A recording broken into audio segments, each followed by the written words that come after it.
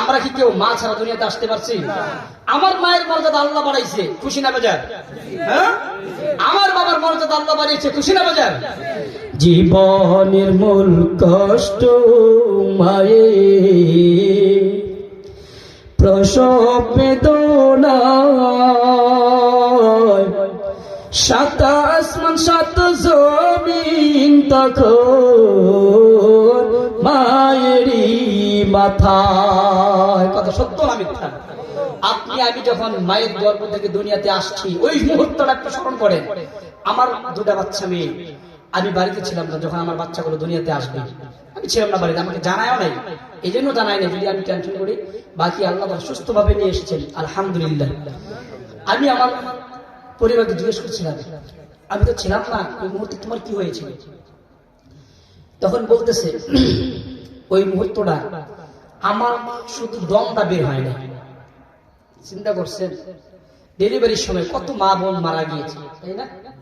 হ্যাঁ, শুধু মারা গিয়েছে, বালিশের সাথে বালিশ কামড় দিয়া কেমন যেন হাত গুলোকে তাদের চূর্ণ বিচূর্ণ হয়ে গিয়েছে।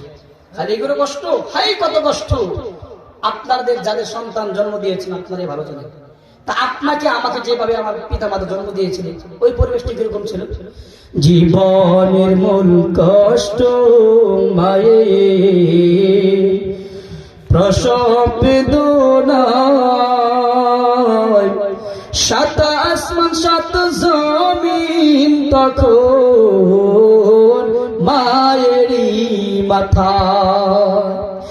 এমন মাকে কেমনে আজি যাব আমি ভুলিয়া, ও আমার প্রাণের মা, মা গো মা, কোথায় গেলে পড়ে ছাড়িয়া, জনম দুঃখী এতিম আমি, চায় না কেহ ফিরিয়া। আমি যখন ছিলাম আমার মায়েরই উদরে, চলাফেরা করতেন যে মায় কত কষ্ট করে। আমি যখন ছিলাম আমার মায়েরই পেটে, চলাফেরা করতেন যে মায় কত কষ্ট করে। আমার সুন্দর মুখ দেখে মায়ের, আমার সুন্দর মুখ দেখে মায়ের ব্যথা যায় সব হাসায়া, ও আমার প্রাণের মা,